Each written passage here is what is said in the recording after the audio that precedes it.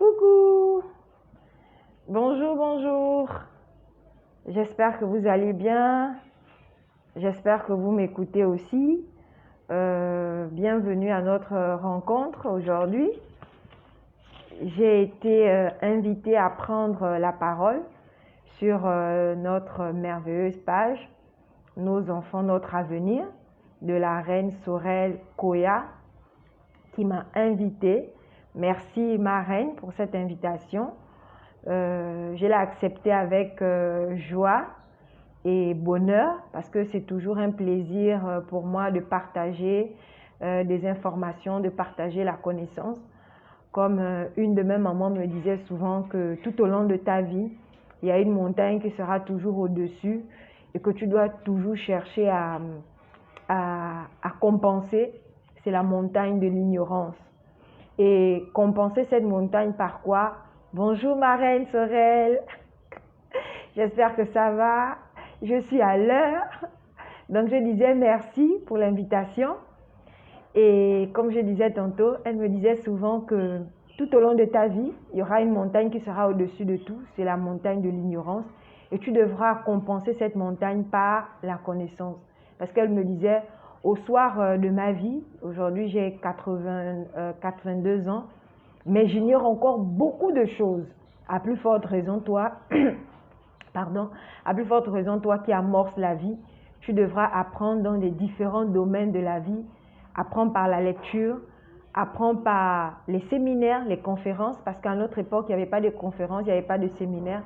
Mais vous avez la grâce aujourd'hui d'avoir des conférences, des séminaires. Apprends, éduque-toi, vraiment améliore-toi. Aujourd'hui, elle est partie, mais ces paroles encore guident mon esprit et façonnent encore la personne que je suis aujourd'hui. Donc, c'est toujours pour moi un plaisir de prendre la parole pour partager de ce que j'ai, de ce que je sais à tous ceux qui sont d'accord d'apprendre, de comprendre et de grandir. Donc, merci encore à ma reine Sorel Koya pour l'invitation. Je suis le coach Alvin Sela. J'interviens en coaching scolaire et en coaching de vie. Donc, je réside à Libreville, au Gabon. Et je suis passionnée de tout ce qui a attrait à l'éducation du jeune homme, l'éducation de la jeune fille et l'éducation de l'enfant. Donc, au même titre que Sorel, je travaille aussi à éveiller les consciences, je travaille à booster et à amener aussi aux parents à améliorer leurs connaissances sur l'apprentissage et sur l'éducation parce qu'il faut dire que rien n'est acquis dans la vie. C'est pas parce qu'on est devenu parent qu'on doit croire qu'on a toute la science de la chose. Non. Simone de Beauvoir a dit on ne naît pas une femme, on le devient. Moi, je peux dire aussi on ne naît pas un parent, on le devient. Et être parent, ça doit être quelque chose que l'on tente toujours à améliorer, on tente toujours à accroître ses connaissances, on tente toujours à accroître ses capacités. Une grande personnalité aux États-Unis disait il y a quelque temps que les illettrés du 21e siècle ne seront pas ceux qui ne sauront pas lire, mais ce seront les gens qui n'auront pas appris à apprendre, à réapprendre, à désapprendre.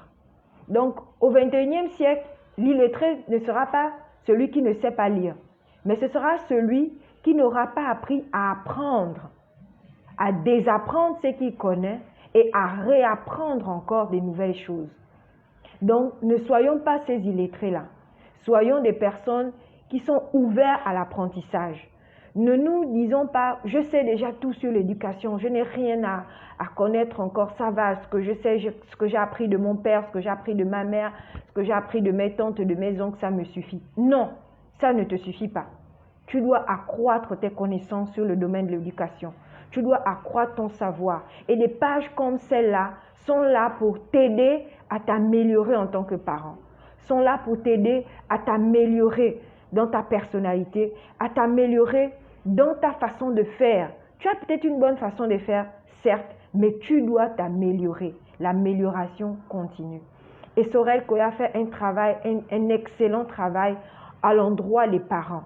Vraiment, pour tous ceux qui fréquentent cette page, tous qui sont abonnés à cette page comme moi, soyez nourris à chaque fois. Venez vous abreuver au jour, à la semaine, au mois du contenu de ce qu'elle offre, parce que ce qu'elle offre est positif. Ce qu'elle offre contribue au développement personnel du parent. Ce qu'elle offre contribue au fait de façonner la nouvelle personne, le nouveau parent, donc la meilleure version du parent. Parce qu'il y a des versions. Il y a la version ancienne, la version des années 50, la version des années 60, la version des années 80. Il y a la version 2000. Le parent 2000 ne doit pas ressembler au parent des années 80. Et aujourd'hui, sur cette page, elle tient compte de tout ce qui est d'actualité. Donc, sur l'éducation, les conseils, les astuces, les méthodes, vraiment, elle prend le temps de mettre toutes ces choses en exergue. Donc, chers parents, chères femmes, chers papas de la page, chères jeunes filles qui n'avez pas encore d'enfants, nourrissez-vous de ces informations et développez en vous ce désir, cette envie de toujours apprendre et réapprendre. Vraiment, choisissez des plateformes. Aujourd'hui, par le canal des réseaux sociaux, on peut apprendre à apprendre et s'améliorer. Donc, par son invitation, j'ai répondu avec joie. Nous allons discuter d'une thématique ça me porte vraiment à cœur. C'est elle qui a choisi le thème et ce thème m'a interpellée directement parce que j'étais déjà en réflexion sur ce phénomène, sur cette attitude-là. Et j'ai accepté de gaieté de cœur, d'aller dans le même sens qu'elle en discutant avec vous sur cette thématique. Donc, vous l'avez vu, la thématique c'est comment faire quand votre enfant est influençable. C'est ça le thème d'aujourd'hui. Comment faire quand votre enfant est influençable. Vous savez, il y a quelques années de cela, lorsqu'on parlait de l'éducation des enfants en Afrique, ce n'était pas seulement la question du papa, de la maman. C'était la question d'une communauté. Tout le monde intervenait dans l'éducation de l'enfant. Le voisin, le parent éloigné. Parce que lorsqu'on parlait de la famille en Afrique, ce n'était pas la famille restreinte, père, mère et enfant. C'était la famille élargie dans son sens le plus large. Et lorsqu'on était dans l'état du village, où il n'y avait pas de barrière, où il n'y avait pas de façade qui empêchait les gens de communiquer, qui empêchait les gens d'être ensemble, l'enfant appartenait à la communauté. Le grand-père du village n'était pas seulement le grand-père d'une famille, mais il était le grand-père de tous les enfants du village. La tantine était la tantine de tous les enfants du village. Et nous, quand on grandissait, on disait « je n'ai pas une mère, j'ai beaucoup de mères ». Pourquoi? Parce que toutes les sœurs faisaient partie aussi. Ah, d'accord, c'est revenu, petit souci de connexion. Donc, je disais, on avait cette communauté africaine-là qui éduquait l'enfant. Cette communauté africaine-là qui transmettait des valeurs aux enfants. Moi, je n'ai pas connu ça, mais dans les livres et dans les histoires au travers des grands-parents, j'entends souvent comment ils me racontent des fois que les soirs, par exemple, on se mettait autour d'un feu et il y avait un grand-père, une personne qui racontait des histoires et tout. Mais ces histoires avaient la sagesse. Ces histoires emmenaient à l'enfant de développer le discernement et de s'approprier certaines valeurs propres à sa tribu, propres à son clan, propres à son identité culturelle. Mais aujourd'hui, il n'en est pas. Le développement, la civilisation, le monde a changé. C'est vrai que le monde a changé. On doit tenir compte de notre environnement pour refaçonner, pour repenser l'éducation, pour repenser la façon de faire, mais tout en étant toujours dans la trajectoire de la réussite. Parce que lorsque c'est l'envie de réussir qui nous guide, on va voir comment trouver des moyens, des mécanismes pour aider notre enfant et nous aider aussi en tant que parents pour faire face à certains maux. Parce que aujourd'hui, on parle d'école. Aujourd'hui, on a le pré-primaire, ensuite on a le primaire, on a le secondaire, on a l'université. Tous ces types d'environnements par lesquels l'enfant est appelé à passer, ces environnements-là auront une influence sur sa personnalité, sur sa perception du monde et sur le jugement qu'il se fera, non seulement de lui, mais aussi des événements qu'il va vivre. D'où l'influence, d'où notre thématique de l'influence. L'influence part de quoi? L'influence part de notre environnement. Avant que l'enfant soit influençable à l'extérieur, sachez une chose, chers parents, votre enfant est d'abord influencé par la maison. Parce que l'enfant quitte de la maison pour la rue. L'enfant quitte de la maison pour l'extérieur. L'enfant commence dans la maison. Il est influencé par ce qu'il entend. Il est influencé par ce qu'il voit. Et il est influencé par ce qu'on laisse percevoir. D'accord? Et c'est cette influence-là qui fait en sorte que lorsqu'il sort de la maison, il va dans le sens du dépôt qu'il a déjà acquis à la maison. Il va dans le sens du dépôt qu'il a acquis à la maison. Mais la question de se poser, c'est quel dépôt il a acquis à la maison? Qu'est-ce qu'on lui a donné à la maison? Qu'est-ce qu'on a mis en lui à la maison? Et si ce qu'on a mis en lui est bien, est propice à son développement, généralement, lorsqu'il ira à l'extérieur, il voudra toujours aller dans ce sens. Mais si ce qu'on a mis à l'intérieur n'est pas agréable, n'est pas bon, instinctivement, il se sentira mieux à l'extérieur vers des choses similaires parce que, comme on dit dans la loi d'attraction, on attire à soi ce qu'on est d'abord à l'intérieur.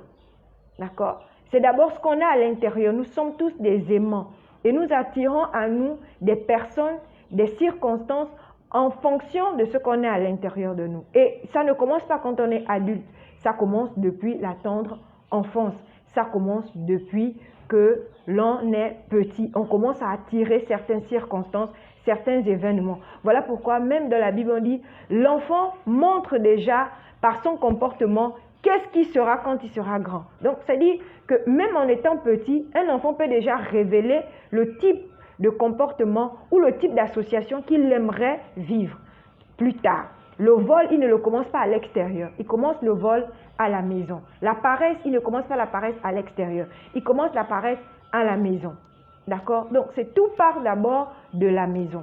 Sachez d'abord une chose, que l'enfant influençable, il est d'abord influencé par sa famille, par son père, par sa mère, par ses frères, par ses soeurs, par sa communauté, avant d'être influencé par des personnes à l'extérieur. C'est important de poser d'abord les jalons de notre échange.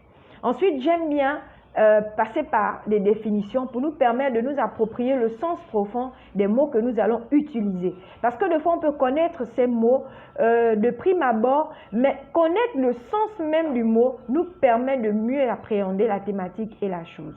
Donc, moi, je vais procéder par des petites définitions. On va commencer par influençable. Adjectif qualificatif. D'accord? Influençable nous permet de qualifier un type d'enfant.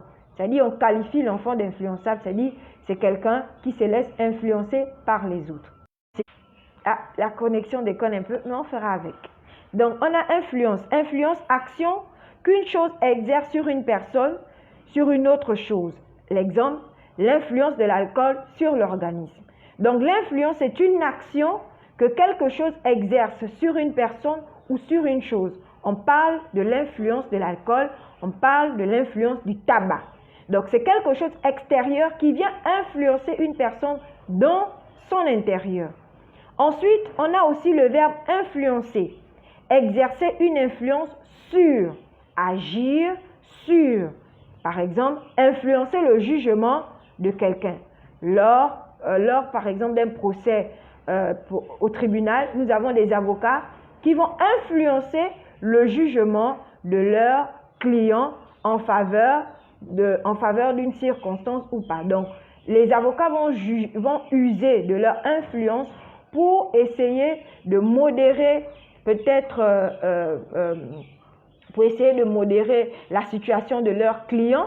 Donc, ils vont influencer toute l'assistance par un argumentaire, par des exemples, par des preuves en faveur de leurs clients. Donc, c'est un peu ça, l'influence. Il faut comprendre c'est quoi l'influence. Donc, on a vu un peu c'est quoi l'influence. On a vu l'influence, c'est l'exercice que a une chose ou une personne en faveur ou en défaveur d'une autre personne. Mais là, il est question de notre enfant. Voilà pourquoi je vous ai dit au départ que le parent influence déjà l'enfant à la base. Parce que c'est le parent qui dit à l'enfant qui naît, tu sais Benoît, chaque matin il faut dire bonjour. Tu sais Benoît, avant de manger, il faut laver les mains. Tu sais Benoît, il faut te brosser les dents. Donc, toutes ces informations influencent Benoît sur sa façon de concevoir la vie et sur sa façon de répondre aux exigences de la vie. Benoît saura qu'il faut dire bonjour, qu'il faut laver les mains, qu'il faut dire bonsoir. Pourquoi? Influencé par le comportement de son parent. Mais si Benoît grandit dans un environnement où le parent ne sait pas dire bonjour, il va se lever le matin, il va dire bonjour à personne, même en route, il ne fera pas, même dans la rue, même à ses professeurs, il ne le fera pas parce qu'il n'a pas été dans un environnement où il a été influencé par les valeurs de bienveillance et de bienséance. Donc, l'influence part de la maison. L'influence part de la maison aussi par rapport au regard du parent sur la société.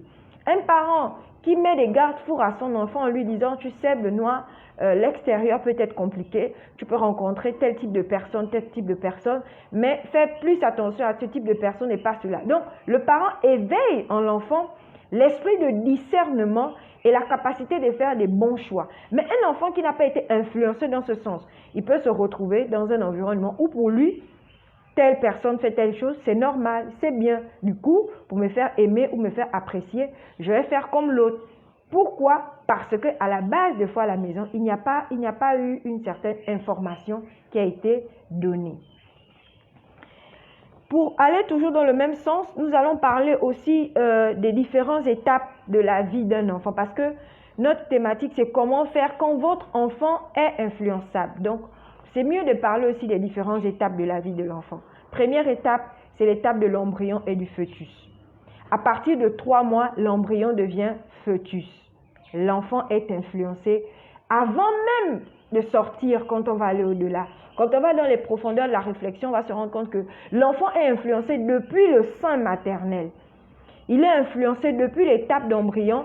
Voilà pourquoi dans la Bible même, il est dit que lorsque Marie alla rendre visite à Élisabeth et lorsque Marie a salué Élisabeth, Élisabeth s'est dit, l'enfant qui était en son sein tressaillit de joie à l'écoute de quoi? À l'écoute de la voix de Marie. Ça veut dire que depuis le sein maternel, l'enfant est influencé, donc l'enfant peut ressentir des joies, l'enfant peut ressentir la tristesse, l'enfant peut ressentir certains mots déjà à l'intérieur, à l'étape d'embryon. Ensuite, à l'étape de nourrisson. Le nourrisson va de quelle période? De la naissance jusqu'au 21e jour. On appelle l'enfant nourrisson nouveau-né. Ensuite, vous avez l'enfance proprement dit. L'enfance commence à partir de quelle période? À partir de 2 ans à 12 ans. On a un enfant. Et la personnalité d'un enfant se bâtit entre 1 an et 7 ans. C'est là où on apprend les bases à un enfant. C'est là où l'enfant commence à s'approprier certaines choses. Vous allez voir certains enfants de 2 ans, 3 ans, ils n'aiment pas partager. Non, ils sont en train de vivre une certaine étape de leur vie. Et dans cette étape, il faut s'approprier d'abord la chose. À partir de 3 ans, 4 ans, il commence à comprendre que ma chose, je peux la partager et il s'ouvre au partage. Donc, il comprend. Et même là, il comprend par quoi? Il comprend par la bienveillance des parents qui lui montrent que c'est important de partager avec ta soeur, avec ton frère, avec ta mère. Toutes ces petites attentions et ces petits conseils, aussi petits qu'ils soient, il adhère à ça au fur et à mesure et il s'ouvre au partage. Sauf que, en se disant que l'enfant est tellement petit, il y a des choses qu'on se dit, on ne doit pas lui dire parce qu'il ne comprend pas. Mais au-delà de la petitesse physique, l'esprit en l'enfant est grand et l'esprit en l'enfant appréhende les choses au fur et à mesure lorsqu'elles sont dites. Voilà pourquoi vous allez voir dans le célèbre documentaire de Super Nanny, à 2 ans, à 3 ans, elle dit souvent aux parents que lorsque vous punissez un enfant, justifiez à l'enfant pourquoi vous l'avez puni, pour qu'il comprenne le pourquoi et qu'il ne refasse pas la même erreur une autre fois. Mais nous, on se dit souvent il faut punir l'enfant sans l'expliquer le pourquoi parce qu'il est petit, il ne comprend pas. Non, il comprendra au fur et à mesure, mais il faut commencer. Et tout ça, c'est de l'influence sur l'enfant. Ensuite, à l'adolescence, vous avez l'adolescence qui part de 12 ans à 18 ans environ. Là aussi, c'est une phase de la vie d'un enfant où il se laisse influencer encore, où il est influençable, où il absorbe cela. Donc, à ces différentes étapes-là, l'enfant ne s'identifie pas encore à ce qu'il croit, à ce qu'il accepte. L'enfant s'identifie à son environnement. L'enfant s'identifie à ce qu'on fait devant lui. L'enfant s'identifie à la masse. Et donc, puisqu'il s'identifie à la masse, à son environnement, le parent, qu'est-ce qu'il doit faire? Il doit prendre connaissance de ces étapes de la vie de l'enfant pour être le guide et l'accompagnateur capital, en fait. Ne pas laisser le rôle de guide et d'accompagnateur à une autre personne, mais être d'abord au premier plan soi-même comme étant celui qui va orienter l'enfant dans d'une certaine vision. Parce qu'il faut partager à son enfant aussi la vision qu'on a de lui.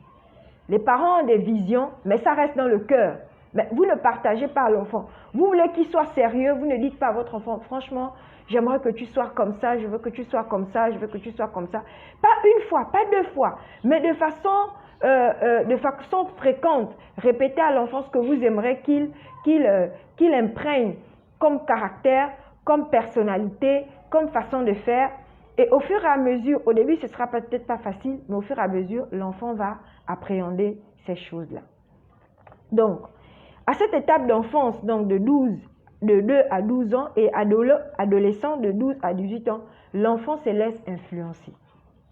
L'enfant se laisse influencer. L'enfant est le reflet de son environnement. L'enfant est l'enfant est une éponge absorbante. L'enfant n'a aucun sens du discernement. L'enfant n'a aucun filtre. L'enfant se laisse aller à tout.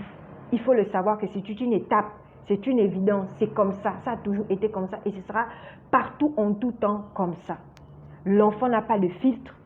L'enfant se lève, l'enfant est comme une éponge. L'éponge absorbe de l'eau, l'éponge peut absorber de l'essence, l'éponge peut absorber du pétrole, l'éponge peut absorber du vinaigre, l'éponge peut absorber de l'eau, l'éponge peut absorber de la bière, l'éponge peut absorber du jus. L'enfant est une éponge, il n'a pas de filtre, il absorbe tout. Mais c'est le parent ou les personnes autour de l'enfant qui vont l'aider à aiguiser son sens du discernement, son sens du choix et son sens de la responsabilité pour ne pas se laisser aller à tout et n'importe quoi. Aujourd'hui, on assiste à un phénomène où, pour manque de discernement, manque de jugement fiable de la part d'un enfant de 12 ans, de 10 ans, l'enfant se laisse aller à la masse, à la pression. Mais qu'est-ce qu'on lui a dit sur la pression? Qu'est-ce qu'on lui a dit sur l'influence des autres? Qu'est-ce qu'on lui a dit sur l'association? Qui a parlé avec lui du pouvoir de l'association? Qui lui a prévenu de certaines choses? Qui lui a montré des exemples sur la chose? Qui a aiguisé en lui ce sentiment-là de leader aussi? Parce que des fois, c'est un manque de leadership qui fait en sorte qu'on va dans tout et n'importe quoi quand on est enfant.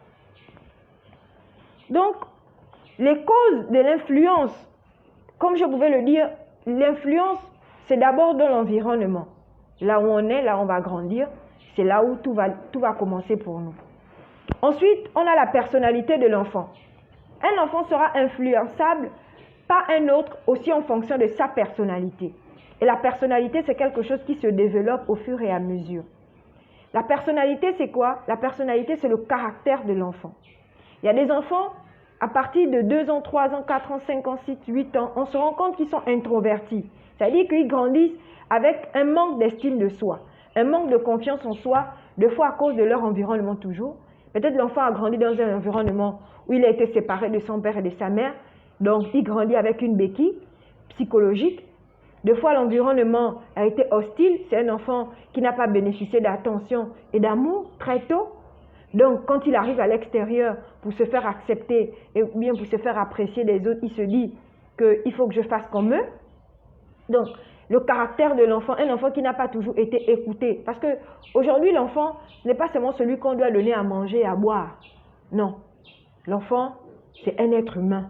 L'enfant, c'est un adulte en devenir. Donc, on doit l'écouter. On doit chercher à comprendre ce qui ne va pas en lui. On doit chercher à comprendre ses silences. Essayez de comprendre les silences de vos enfants. Essayez de comprendre les bêtises. Non, souvent nous en Afrique, nous les mamans, quand ça ne va pas, on frappe. On ne veut pas comprendre la bêtise. Demandons-nous pourquoi il est arrivé à cette bêtise. Analysons le comportement de l'enfant. Et des fois, analysons avec lui. en même temps.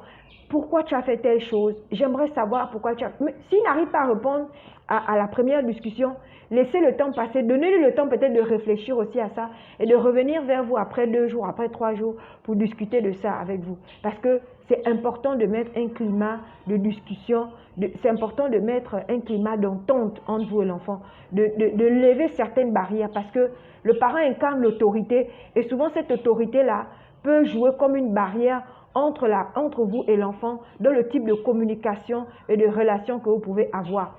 L'enfant va se laisser influencer, mais avant de se laisser influencer, votre enfant peut déjà vous dire, maman, en fait, j'apprécie telle personne et je veux copier la personne là. Et si vous avez le regard bienveillant, après cette information, vous pouvez analyser cette personne et comprendre et dire, ah mais en fait, tu sais, Benjamin, telle personne, il est bien, mais il n'est pas bien aussi pour toi par rapport à ça. L'enfant se laisse influencer, vous n'êtes même pas au courant. Parce qu'il ne vous dit pas le type d'amis qu'il fréquente, parce qu'il ne vous dit pas le type de coin où il se retrouve, parce qu'il ne vous dit pas ce qu'il écoute ou ce qu'il regarde, et il ne vous dit pas pourquoi, parce qu'il n'a pas de communication avec vous. Mais il va dire toutes ces choses, pardon, il va dire toutes ces choses à un ami, à un camarade avec qui il se sent bien, parce que généralement, c'est quand on se sent à l'aise avec une personne qu'on a envie de dire tout ce aujourd'hui, se sent bien avec les personnes à l'extérieur de la maison qu'aux personnes à l'intérieur de la maison. C'est un indicateur qu'il y a un problème. C'est un indicateur qu'il y a quelque chose qui ne va pas. Et en tant que parent, on doit revoir ça. C'est l'occasion pour nous de revoir ce qui ne va pas. Pourquoi mon enfant arrive à discuter? Pourquoi mon enfant ne me dit rien en fait? Pourquoi je n'arrive pas à savoir ce qu'il vit d'intime? Pourquoi je n'arrive pas à avoir des informations sur ce qui se passe dans sa vie? En fait, pourquoi il est silencieux sur ce qui se passe dans sa vie? En fait, chaque parent devait être interpellé par ça. Parce que c'est la base, en fait, pour avoir l'influence. Il faut savoir ce que l'autre vit dans son intimité. Mais pour entrer dans l'intimité de l'autre, il faut que l'autre s'ouvre à vous. Pour que l'autre s'ouvre à vous, il faut que vous le mettez à l'aise d'une certaine manière. Vous ne jugez pas. Il y a des parents qui montrent aux enfants qui sont jugés, qui sont taxés. Tu es mauvais. Tu es un mauvais enfant. Tu ne mérites pas ça. Tu n'es pas bien. Tu n'es pas gentil. Toutes ces paroles de frustration, et lorsqu'elles sont répétées, généralement, renferment l'enfant dans une bulle ou dans une prison intérieure où il n'arrive plus à parler, où il se sent mieux à l'aise. Donc, vous avez aussi l'absence et le vide qu'un enfant peut ressentir, peut permettre à ce qu'il se laisse influencer par les autres. Il a le vide d'amour, le vide de compassion, il a un vide émotionnel. En fait, il n'arrive pas à se sentir à l'aise, ou il a vécu quelque chose par le passé, mais qu'il n'a jamais pu exprimer. Des fois, il faut souvent demander à votre enfant, est-ce qu'il y a quelque chose que tu as vécu qui t'a fait mal, ou bien il y a quelque chose que je t'ai dit dans le passé qui t'a fait mal? Vous serez même étonné de vous apercevoir que, effectivement, il a retenu certaines choses, et vous pourrez corriger ça. Il y a des enfants qui vont dire, maman, tu m'as humilié devant mes camarades un jour, et vraiment, ça m'a fait mal au cœur, je n'ai jamais oublié ça. Et pour cette humiliation, l'enfant va se rappeler de ça. Et à cause de cette humiliation, il ne trouvera plus jamais la force de vous dire certaines choses. Est-ce que vous voyez? Parce qu'il y a des mamans, il y a des parents, pour faire mal à l'enfant, ils insultent l'enfant devant les camarades. En fait, et ce n'est pas une bonne attitude. Ça ferme l'enfant. Et ça ne vous donne pas le pouvoir de l'influencer. Et ça ne vous donne pas le pouvoir de le comprendre. Vous allez continuer à le juger. Et le juger des fois pour un rien, or qu'il ressent un vide intérieur. Ensuite aussi, vous avez la pression du groupe. La pression du groupe aussi peut jouer. Mais comme je disais, instruire l'enfant dans le bon chemin. L'instruire, c'est parler des choses essentielles. L'extérieur. Ne parlons pas seulement de l'intérieur, laver les assiettes, balayer la maison et tout ça. Mais il faut aussi parler de l'extérieur à l'enfant. Que l'extérieur est bien, mais l'extérieur aussi peut être dangereux. Il y a la pression du groupe. Moi, j'ai fait le coaching scolaire dans un établissement. Et il y a de cela quelques mois, on a eu un incident. Une jeune de 4e, de 13 ans, du lycée. Donc, elle avait entrepris depuis un moment de voler ses parents de l'argent. Elle a volé jusqu'à 80 000. Les parents n'étaient pas au courant parce qu'elle connaissait la cachette des parents. Et c'est comme ça, un jour, le père va regarder, veut s'approvisionner en monnaie, et il arrive et se rend compte que l'argent a disparu. Il a demandé à sa femme, la femme a dit non, je ne connais pas, j'ai rien pris et tout. Et ils ont questionné les enfants et les enfants ont dit, ils ne savaient pas. Mais du coup, qui peut voler cet argent puisque l'argent, la cachette n'est connue que par les membres de la famille. Donc tout le monde a commencé à soupçonner tout le monde. Et en sortant de la maison, un Libanais, donc le détaillant du quartier, dit aux parents, interpelle le papa en disant, monsieur, j'ai remarqué que votre fille, depuis ces derniers temps, vient faire les courses de 15 000, de 10 000, de 5 000, elle achète à boire, à manger et tout ça. Et puis elle met ça dans son sac, je suis sûre qu'elle va à l'école avec. Mais je ne sais pas comment vous pouvez autoriser ça. Et le père dit, comment ça? Il dit, mais oui, mais ça fait déjà plus d'une semaine qu'elle a cette attitude. Et quand le père saisit l'enfant, le père gronde, le père parle, et c'est comme ça que l'enfant avoue que oui, papa, en fait, c'est moi qui ai pris les 80 000. J'ai commencé à prendre 5 000, 10 000, 15 000. Et le père demande, mais qu'est-ce que tu as fait de cet argent? En fait, j'entretiens mes amis à l'école parce que à l'école, mes amis ont commencé à se moquer de moi, que je n'apporte pas d'argent, que je suis toujours fauchée, que eux ils ont l'argent, que moi je n'ai pas quelque chose. Du coup, pousse un enfant à aller prendre de l'argent pour satisfaire les amis, donc la pression du groupe. Et quand ce papa a discuté avec moi par rapport à cette situation, parce qu'on a convoqué les autres enfants qui étaient auteurs de cet incident, on a cherché à comprendre et tout, ils ont été sanctionnés, mais au-delà de ça, j'ai dit au papa, vous savez monsieur, il y a un problème en fait. Cette situation révèle que l'enfant a volé, c'est vrai. Ça révèle qu'il y a des amis méchants, malsains à l'école, c'est vrai. Mais ça révèle aussi, monsieur, qu'il y a un problème de communication entre vous et votre fille. Parce qu'une fille de 13 ans au lycée ne peut pas prendre autant d'argent sans que vous, à la maison, vous ne sachiez que votre enfant vit un mal-être. Comment est-ce que l'enfant ne peut pas venir se confier à vous du fait que papa, je suis embêté par telle ou telle Y personne à l'école? Mais si l'enfant ne vient pas se communiquer, l'enfant ne vient pas vers vous, c'est parce que vous n'avez pas installé un climat de communication.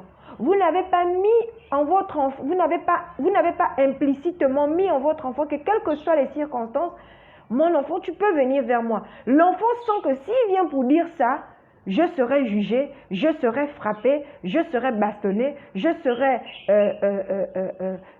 mis en mal. Du coup, je ferme ma bouche. Et l'enfant a fermé la bouche. Et je dis au père, voilà l'occasion qui vous est donnée de revoir votre type de communication et de revoir l'affinité que vous avez avec votre enfant. Parce que votre enfant s'est laissé influencer par d'autres. Le caractère, la personnalité. Elle est d'une personnalité d'abord timide, introvertie. C'est une jeune fille qui manque de confiance en elle. Elle manque d'estime de soi. Donc, tous ces différents ingrédients sont favorables pour les enfants. Eux, ils manifestent déjà une certaine confiance, une certaine estime.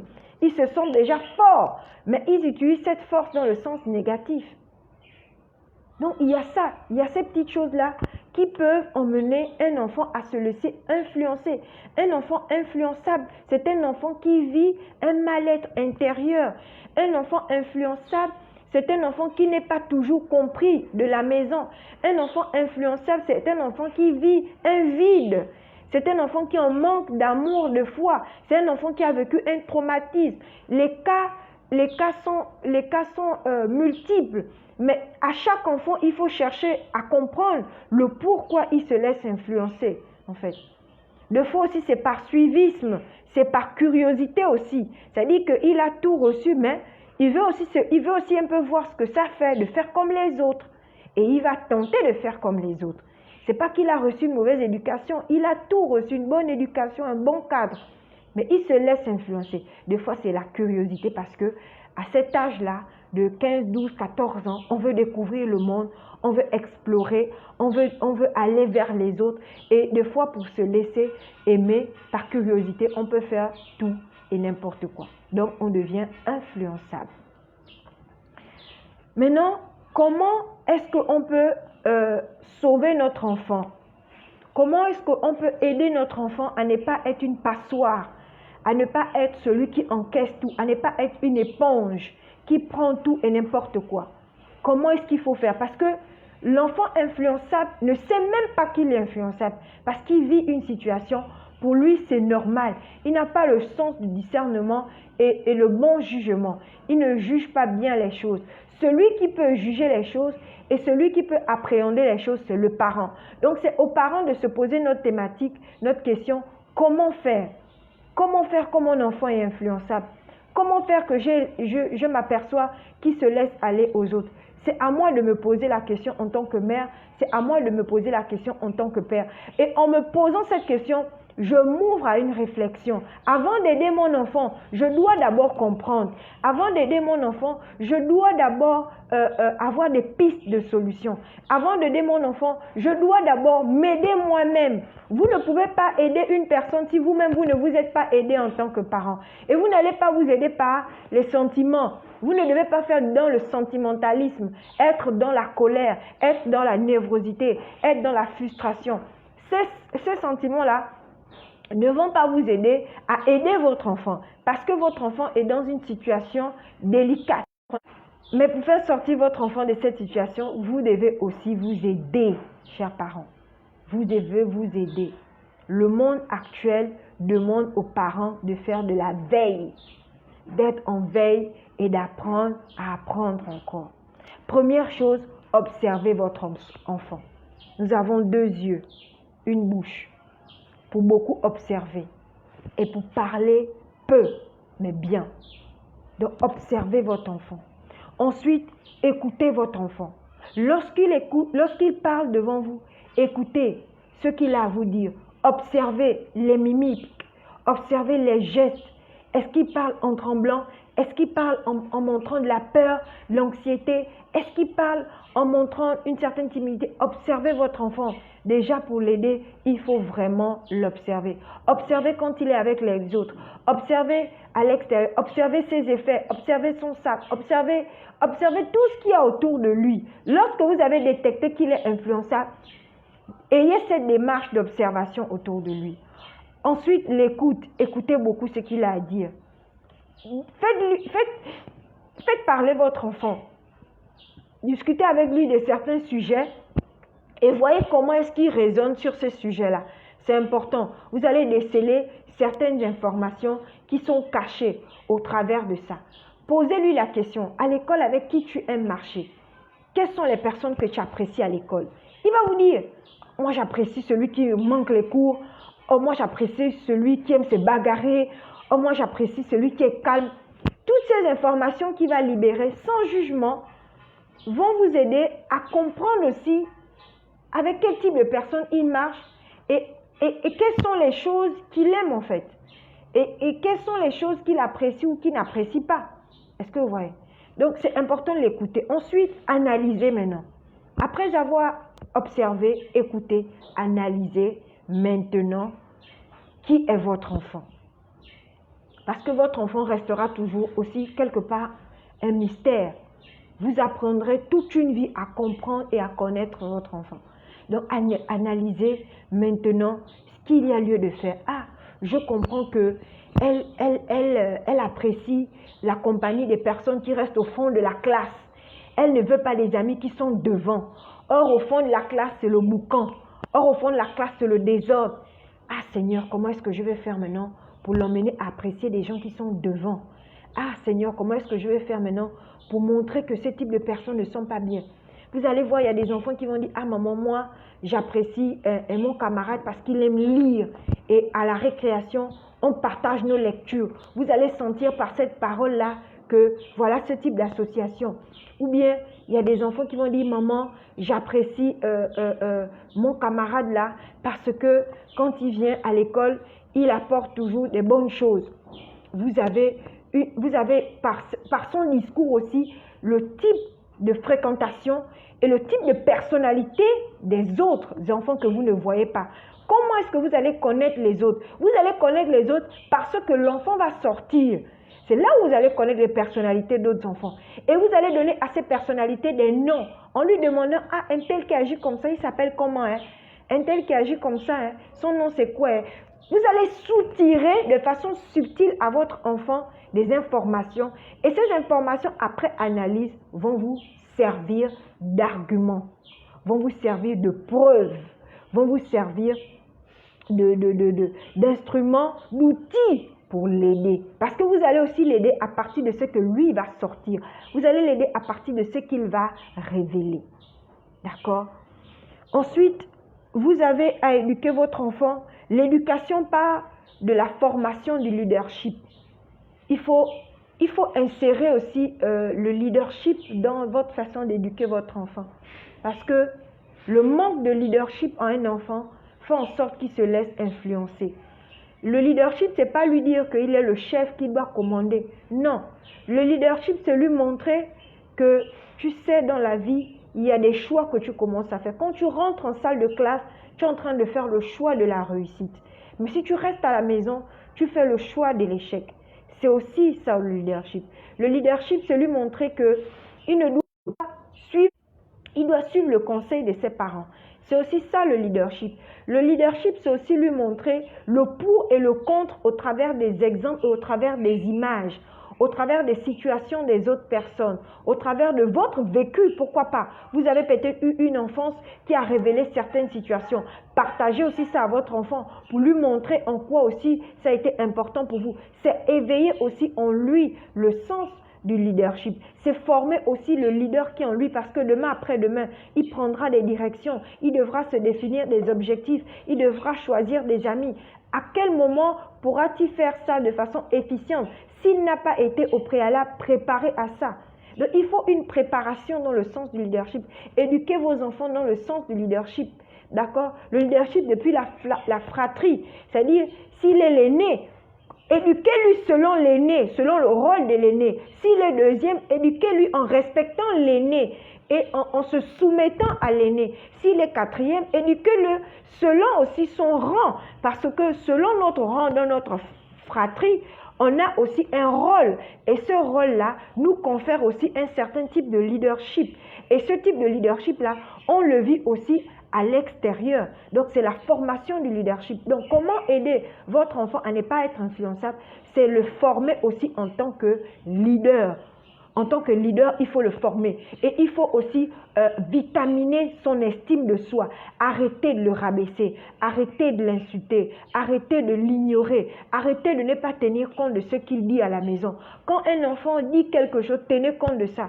S'il vous donne votre avis, tenez compte de son avis. Dites-lui, Jérémie, je tiens compte de ce que tu dis, mais je crois que pour l'heure, voilà ce qu'il faut faire. Demain, on fera peut-être ce que tu as dit. Montrez à votre enfant que sa parole compte. Montrez qu'il a de la valeur lorsqu'il émet des idées, des hypothèses. Mais lorsqu'il fait aussi des mauvaises choses, sanctionnez ces mauvaises choses, c'est vrai, mais ne le taxez pas de paresseux parce qu'il n'a pas fait quelque chose une ou deux fois. Ne le taxez pas de paresseux, ne le taxez pas de méchant. Ne lui donnez pas l'étiquette du méchant parce qu'il n'est pas méchant, parce qu'il n'a pas fait certaines choses. Parce que toutes ces paroles négatives-là, c'est ce qui crée la frustration en l'enfant et c'est ce qui casse l'estime de soi, c'est ce qui casse la confiance en soi. Mais quand il a bien fait les choses, dites-lui qu'il a bien fait. Quand il faut le récompenser pour sa juste valeur, récompensez-le pour sa juste valeur. Ça va augmenter son estime de lui, ça va augmenter sa confiance en soi et ça va créer de la proximité entre vous deux et un certain pont de communication pour venir vous dire « Maman, ça ne va pas ». Vous savez, il y a des enfants qui font des cauchemars, mais qui n'arrivent même pas à dire aux parents le cauchemar qu'il a fait. Si votre enfant ne vous dit même pas le type de rêve qu'il fait, ce n'est pas bon. Ça révèle qu'il y a un problème. Ça révèle que votre communication n'est pas assez fluide en fait.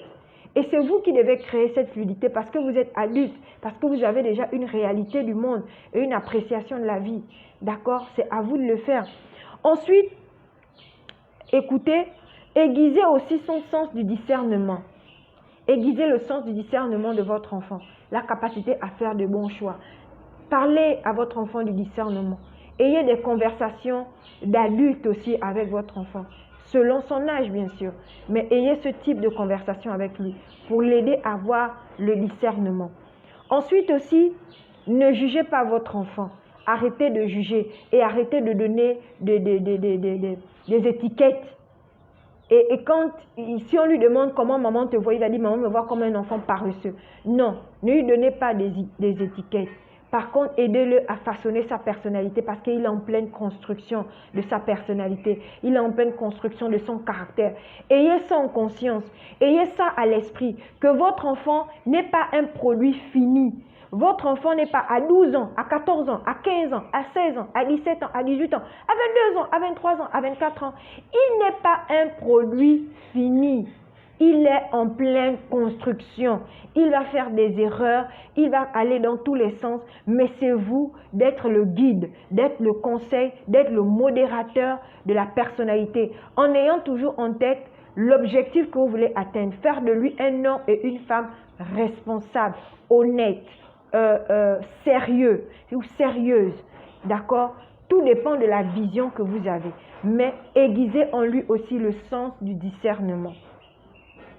Partagez avec lui aussi la parole, les paraboles, parlez de la religion, parlez de Dieu avec des valeurs culturelles. Nous sommes des Africains.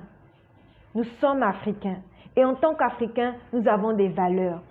Chez nous en Afrique, l'aîné a toujours sa place, a une place de valeur. La preuve en est, aujourd'hui, ça a disparu dans nos maisons. Mais il y a certaines maisons qui gardent encore cette attitude où on n'appelle pas le grand frère par son nom ou par son prénom. Mais on dit Yaya Franck, il y a Martine, il y a Doris, moi j'ai encore des grands frères et des grandes sœurs que j'appelle ainsi. Il y a Doris, il y a Vicky. Pourquoi? Parce que c'était une façon aussi d'influencer les enfants en leur partageant nos valeurs africaines, en leur partageant nos valeurs traditionnelles. D'accord?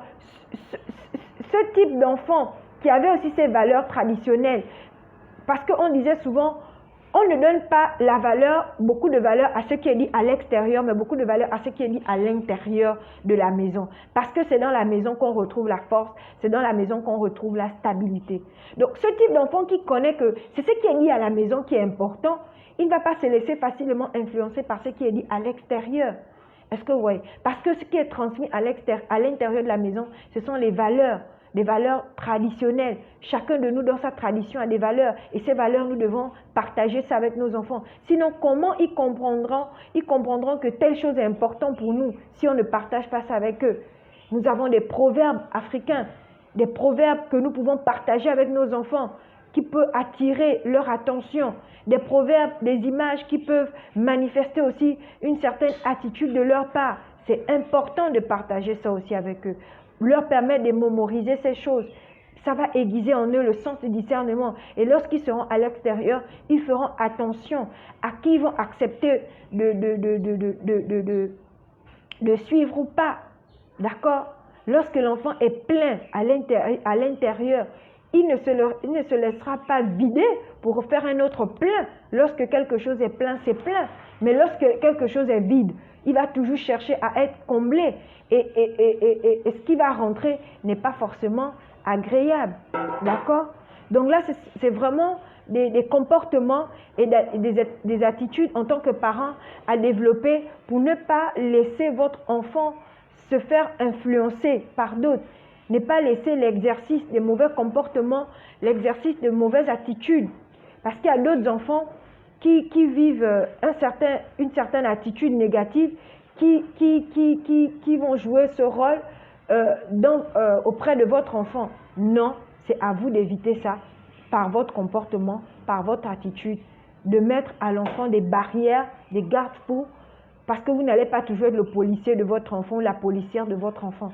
Vous n'allez pas toujours être à tous les coins de rue. Vous n'allez pas toujours être partout. À un moment donné, lui, il doit être le gars, il doit être le gendarme de sa vie, il doit être le policier, il doit être le juge, il doit être capable de censurer certaines actions, certains faits par lui-même en votre absence. Et cela dépend de quoi? Ça dépend du dépôt que vous aurez mis. Et ce dépôt dépend de quoi? Ce dépôt dépend de vous aussi, d'abord à la base. Donc tout vous reviendra toujours. Si votre enfant se laisse influencer, quelque part, remettez-vous en cause pour l'aider. S'il ne se laisse pas influencer, tant mieux. Si c'est lui qui influence, revoyez en lui pourquoi il a cette attitude. D'accord? Là, on a plus parlé de l'enfant qui se laisse influencer. Donc, l'enfant influençable.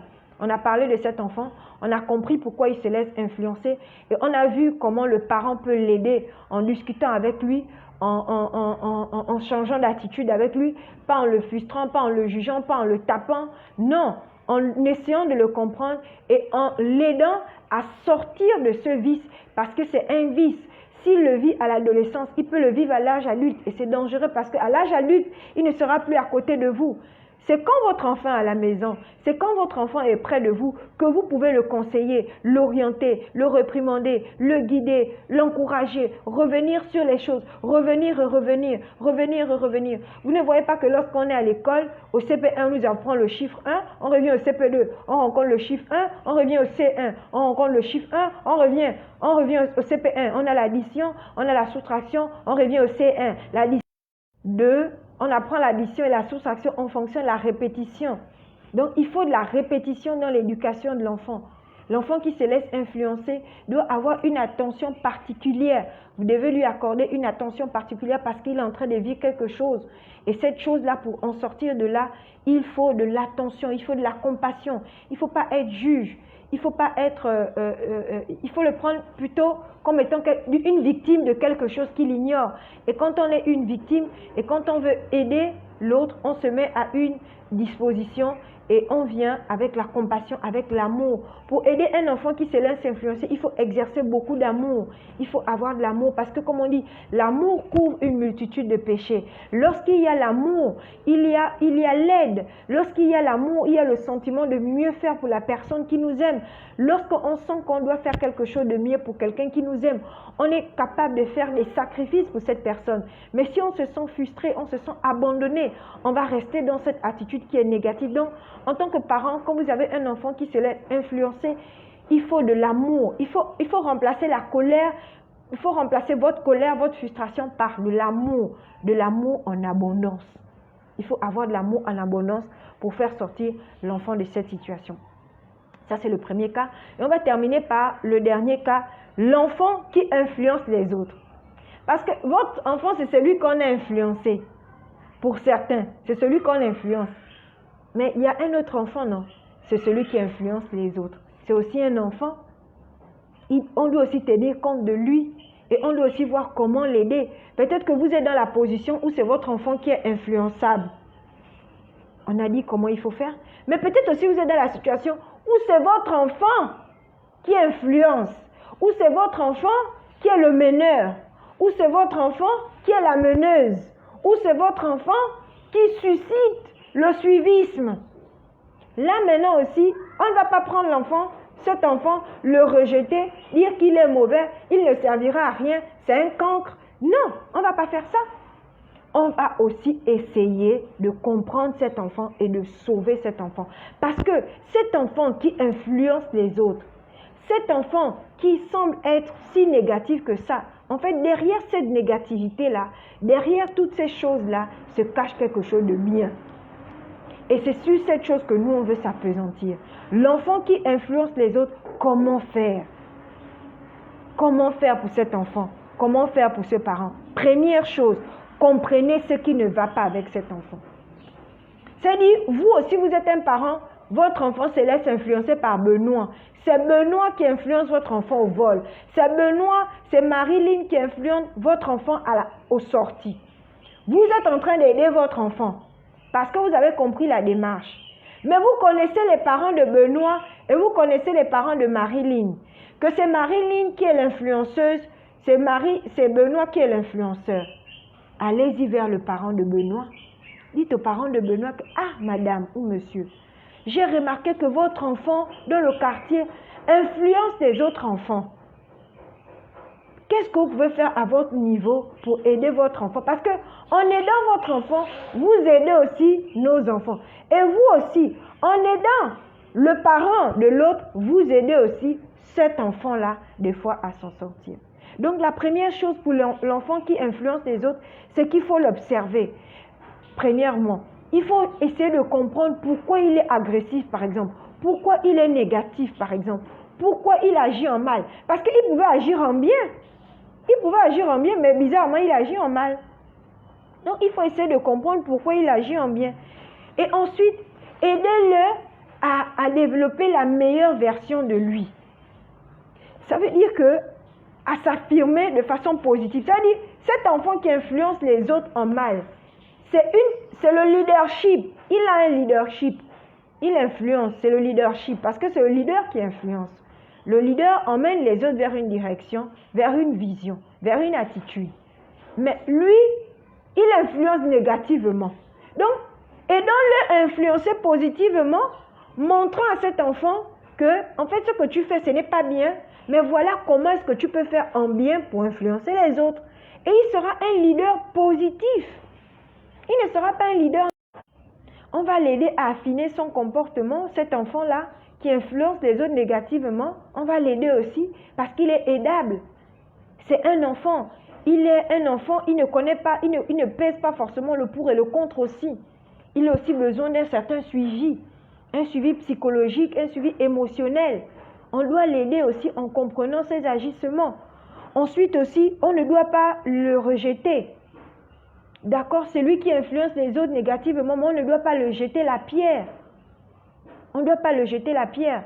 Même la femme qui était dans la situation de l'adultère dans la Bible, quand on l'a amenée vers Jésus, et que la foule auprès de Jésus a dit à Jésus que, je paraphrase, que cette femme elle a fait de l'adultère, et du coup la loi dit qu'on doit la condamner, on doit la jeter les pierres. Mais c'est vrai ce qu'elle a fait. C'est vrai que ce qu'elle avait fait était mauvais. C'était un mauvais exemple pour ses enfants, si elle avait fait, pour la société, pour l'image de la femme. Mais qu'est-ce que Jésus a fait? Jésus s'est tué un moment. Il a réfléchi sûrement dans son silence. Contre la foule, il a dit quoi? Que celui qui n'a jamais jeté lui lance la première pierre. Mais tout le monde s'est vu pécheur et personne ne lui a lancé une pierre. Mais à cette dame, il a dit quoi? Je te pardonne, mais ne refais plus ça. Va. Vous pensez qu'au sortir de là, cette femme n'a pas changé? Si Jésus savait que cette femme ne devait pas changer, il devait peut-être accepter qu'on la lapide. Mais il voyait le cœur de la personne. Le cœur d'un enfant. Un enfant ne naît pas foncièrement mauvais. C'est la société qui corrompt la personne. Personne ne naît méchant. Personne ne naît mauvais. Mais c'est notre environnement qui nous façonne. Et Jésus a donné à cette femme une autre chance en lui disant « Va et ne pêche pas, change ». Cet enfant qui est aussi mineur peut changer. Si vous connaissez des enfants qui sont de cet ordre-là, vous pouvez aussi mettre en place des attitudes et des comportements pour leur aider ou aider leur famille à améliorer leur comportement. Parce qu'ils ne sont pas des parias. Ils ne sont pas des rejets. Ce sont des personnes qui ont vécu des choses, mais qui peuvent sortir de ces choses et devenir meilleurs. Donc vous avez ça. Vous avez aussi, pour aider ces enfants, aiguiser en eux aussi le sens de la réflexion, des conséquences des actes qu'ils posent. Montrez-leur qu'ils ont auprès d'eux des personnes, c'est un avantage pour eux. Mais ils ne doivent pas conduire les personnes dans le mal, mais ils doivent conduire les autres enfants comme eux dans le bien. Et si c'est votre enfant qui est dans le cas, votre neveu, votre nièce qui est meneuse ou meneur, apprenez à votre enfant, à votre nièce, à votre neveu, à être ce meneur ou cette meneuse dans le bien. Parce que ce sont des leaders nés. Ils sont des leaders nés. Mais sauf que, comme ils n'ont pas composé depuis le départ avec des bonnes notions de leadership, ils sont en train d'aller dans le mauvais sens. Et ce sens-là travaille dans le sens de faire accroître la position du diable. Parce qu'il ne faut pas se mentir. Derrière certains vices se cachent des esprits malins. Le diable peut savoir que cet enfant a un esprit de leader. Il est né pour gouverner, pour diriger. Et qu'est-ce que le diable va faire? Le diable va mettre autour de cet enfant un environnement, des paroles, des attitudes négatives. Et il va être comme un Hitler. Hitler qui a convaincu aux Allemands que les Juifs étaient des mauvaises personnes, qu'on devait détruire les Juifs. C'est parti d'une personne. Un leader peut influencer.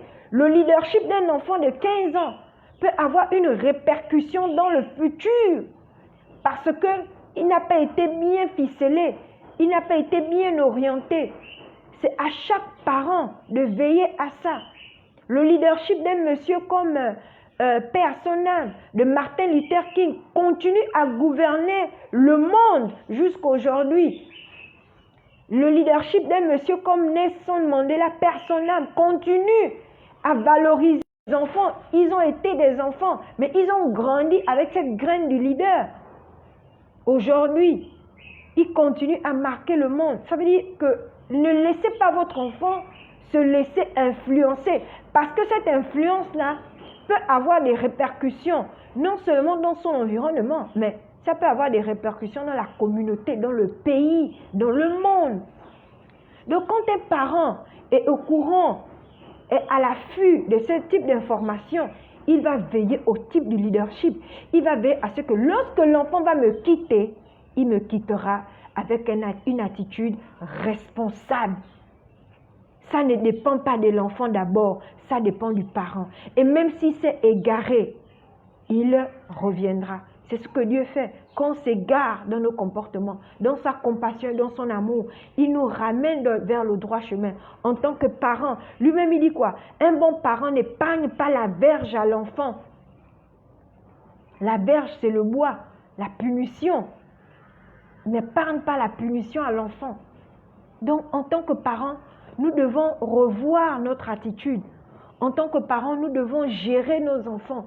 Nous devons apprendre, nous devons lire dessus. Comment être un parent bienveillant? Comment aider un enfant influençable? Comment aider aussi un enfant qui influence les autres? Quand on a un enfant que c'est lui qui influence, que c'est lui qui est le meneur, c'est lui qui est le mauvais, c'est lui qui est le champion. Comment faire avec ce type d'enfant? Donc, il y a deux types d'enfants. L'enfant qui se laisse influencer et l'enfant qui influence les autres. Mais tous deux sont des enfants. Et ils ont besoin de notre compassion. Ils ont besoin de notre amour. Ils ont besoin de notre bienveillance. Et c'est à nous, en tant que parents, à nous, en tant que gardiens de la société, à nous, en tant que mères, gardiennes des valeurs, d'aider ces enfants-là à s'approprier leur destinée, à s'approprier leurs valeurs. Parlons-leur en grand. Parlons-leur de leur destinée.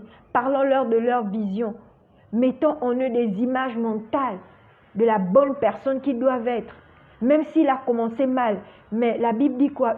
La fin d'une chose vaut mieux que son commencement. Un enfant peut mal commencer mais bien terminer. Ce n'est pas parce qu'il a mal commencé par être influencé à gauche et à droite que ça veut dire que sa destinée est arrêtée. Non. Il peut commencer par là, sortir de cette attitude et aider même une multitude de personnes, une multitude de jeunes, une multitude d'enfants, parce que lui il aura traversé cette situation-là de la vie.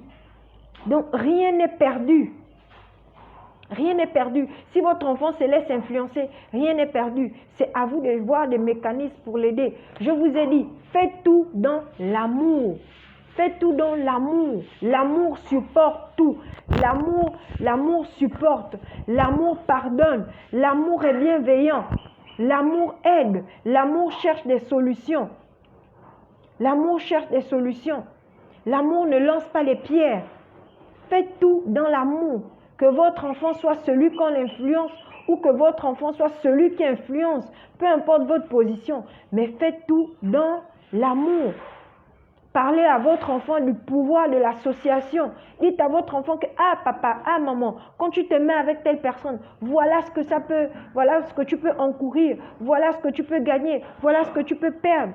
Moïse Mir, l'artiste congolais, a dit, ne vous attachez pas aux gens qui n'ont rien à perdre. Parce que puisqu'il n'a rien à perdre, vous allez vous attacher à lui. En fin de compte, qu'est-ce qu'il y aura de bon? Il n'y aura rien de bon. Apprenez à l'enfant des choses qui vont l'aiguiser dans ce sens. Donc, vraiment, vraiment, chers parents de cette merveilleuse page, vraiment ayez dans le cœur le souci de la destinée de votre enfant. Et ne vous lassez pas. Quel que soit ce que votre enfant révèle comme comportement, ne vous lassez pas. Ne vous lassez pas. Soyez toujours auprès de votre enfant.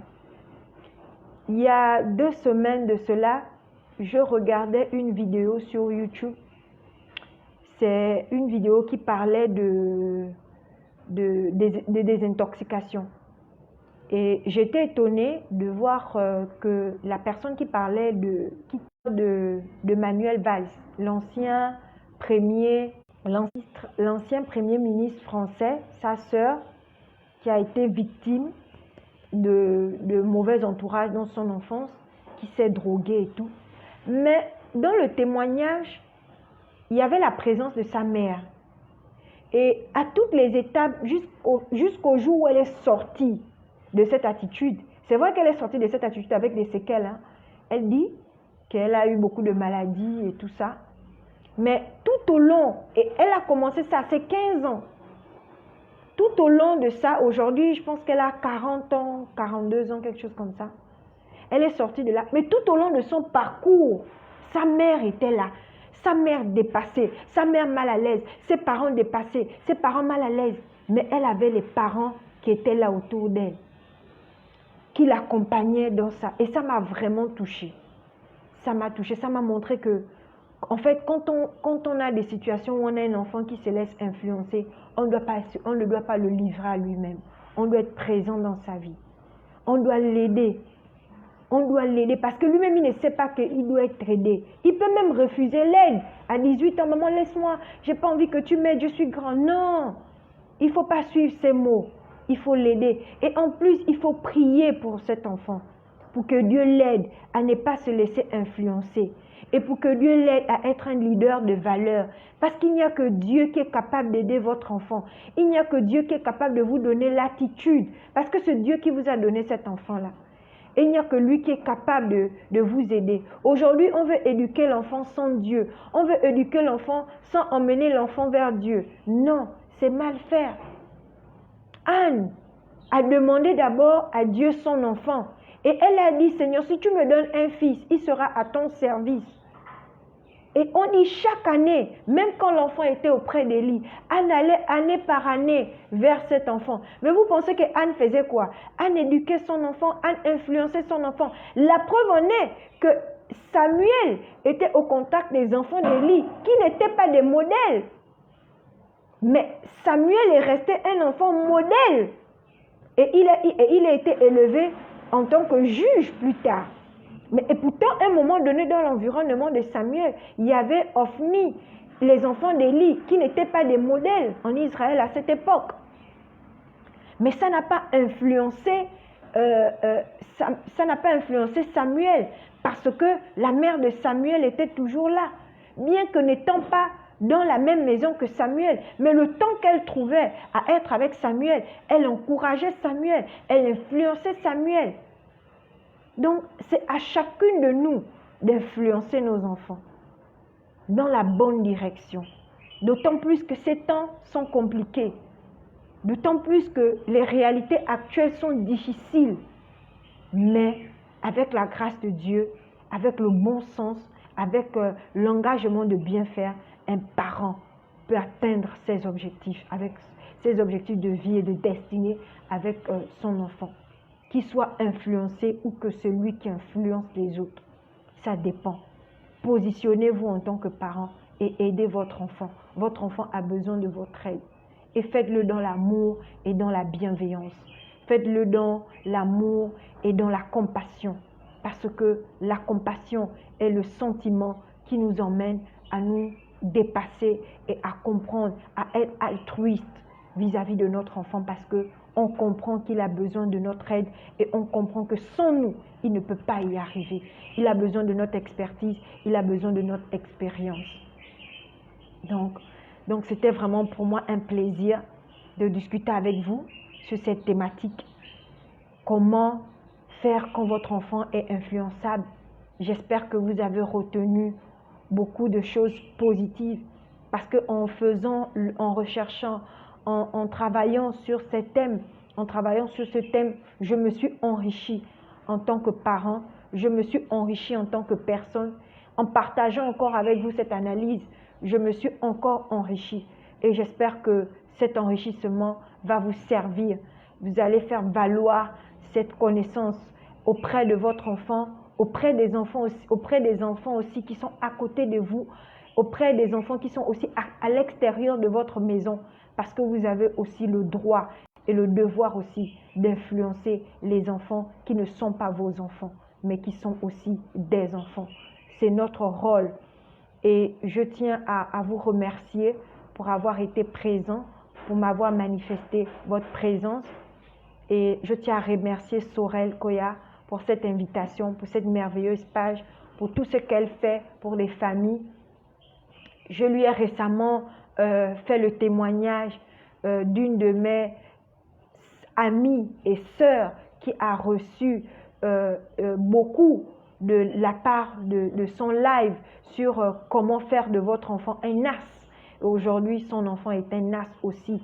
De par tout ce qu'elle fait, de par son attitude, de par son comportement, mais de par aussi les partages et les instructions que Sorel avait données dans cette capsule de comment faire de votre enfant un as. Son fils aujourd'hui sort premier de la classe. Il est un enfant brillant, destiné à un bel avenir parce qu'elle s'enrichit des pages comme la page de Sorel. Elle s'enrichit des connaissances parce qu'elle a envie d'apprendre et apprendre. C'est vrai qu'elle a reçu de ses parents, elle a reçu de sa mère, mais elle se dit qu'il faut toujours accroître et je veux donner le meilleur à mes enfants. Et dans cette page, elle trouve un bon contenu. Elle trouve un contenu formidable. Donc, grâce aux moyens d'Internet, on peut être au Gabon et recevoir du contenu excellent d'une dame qui vit en Côte d'Ivoire. On peut être aux États-Unis et recevoir du contenu excellent.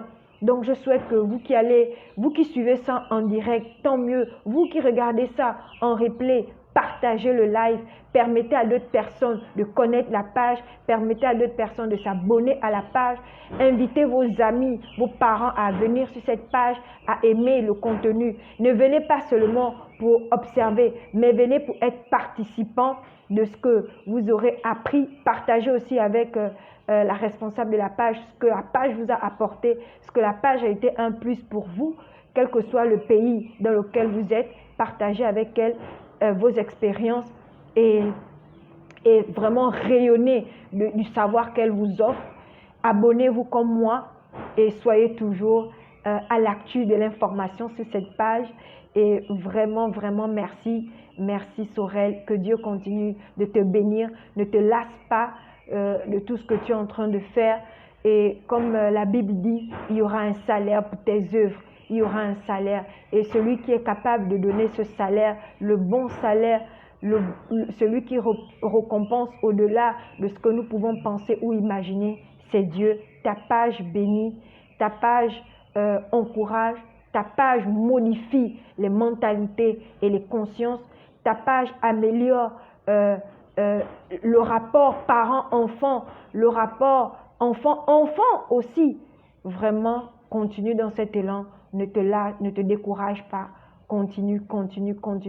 Chaque fois que tu auras la force de faire, fais. Crois en tes idées, crois en ta passion et donne toujours le meilleur de toi. Donc merci. Je termine ces propos en te rendant hommage et en montrant le bien fondé de toutes ces actions. J'espère vous retrouver une autre fois pour une autre thématique. Ce sera toujours un plaisir de partager de parler éducation. Merci. Que Dieu nous bénisse, que Dieu nous garde. Respectons les mesures barrières, tenons compte du coronavirus et protégeons nos proches. Merci, à la prochaine.